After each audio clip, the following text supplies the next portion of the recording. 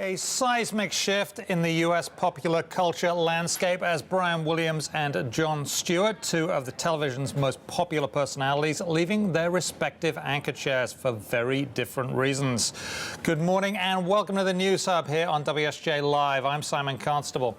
NBC announcing Brian Williams will be suspended for 6 months without pay for repeatedly telling a false story about being on a helicopter that was struck by a rocket-propelled grenade while he was covering the war in Iraq in 2003. Robert Thompson is director of the Bleier Center for Television and Popular Culture at Syracuse University, and he joins us.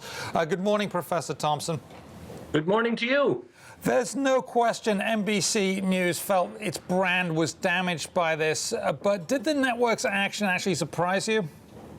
It surprised me a lot. I don't know how they can continue to say that they're setting these standards of truth and respectability and dependability in reporting, and yet have a story like this break and only go with a 6-month suspension. And 6 months without pay is a big suspension. So they're essentially saying that the face of our news organization has done something so bad that it merits being taken off the air for half a year without pay, but it's not quite bad enough to then not let him come back and be the face of our news organization once again 6 months later. That strikes me as a really, really odd decision.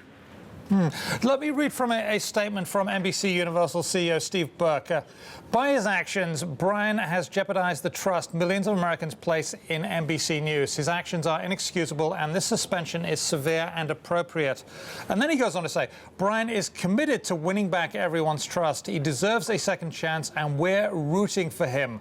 Now, that doesn't exactly carry certitude that Williams might actually return to the anchor chair, does it?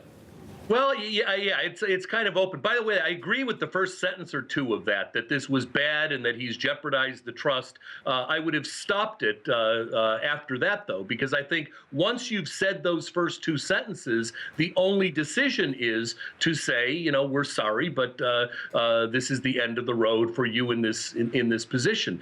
They didn't, and I think they maybe just wanted to leave options open. I'm still convinced that Brian Williams, who, by the way, has done some wonderful work and who I have admired for many years, I'm still convinced he is not going to end up returning to that anchor's chair on the NBC Evening News. But I must say I am less convinced of it this morning than I was last night before this 6-month suspension was announced. Now, one of the things that NBC has to think about is who is going to be a permanent replacement. There's a temporary replacement. It's Lester Holt is going to sit in the anchor chair, but getting folks rotated through that position and deciding who's permanently next, is that a big question still? Well, it's always a big question, and especially in NBC's case, where Brian Williams has been leading the ratings for a long time. NBC Nightly News was one of the bright spots at that network. They lost their lead in the Today Show in the morning. They've got other problems in other parts of the day. So they had a #1 leading guy that a lot of people liked. 9 to 10 million people were watching that show every night, and they would like to keep that lead. Lester Holt is the obvious default choice. He's been doing the weekend broadcast, and now he stepped in the time of this crisis. And I suspect they're going to keep him there as long until they decide whether or not Brian Williams is either actually returning in 6 months or not going to return. At that point, they'll have to look at Lester Holt's numbers, see how much they've fallen off of what Brian Williams had, if they have it all, and I would guess that they probably will a bit. And then they'll have to look at who they've got internally and who they could tap externally and decide what they're going to do in the long run. They would like to put someone in that position that's going to be there for a legacy period of time. Brian Williams, of course, had been there for a decade. Tom Brokaw had sat in that seat for a long time as well. So the NBC says, look, we want him to succeed. We want him to build back that trust. First of all, is that sincere? And then on that, what can he actually do? What can Brian Williams actually do to make that happen?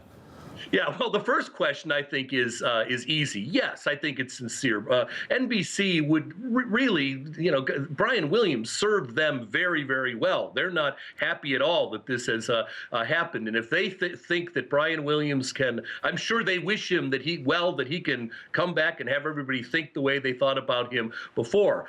What he would have to do that, I think, is a tougher kind of thing. I'm sad to see a whole career torpedoed by what may be one mistake, or may turn out to be considerably more than that. We'll have to see.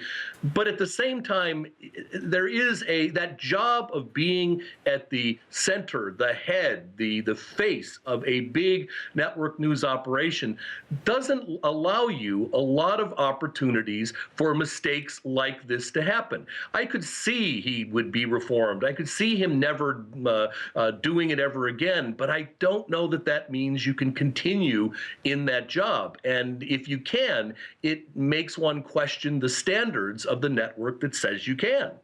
Okay, thank you very much. We'll leave it there. Robert Thompson of Syracuse University.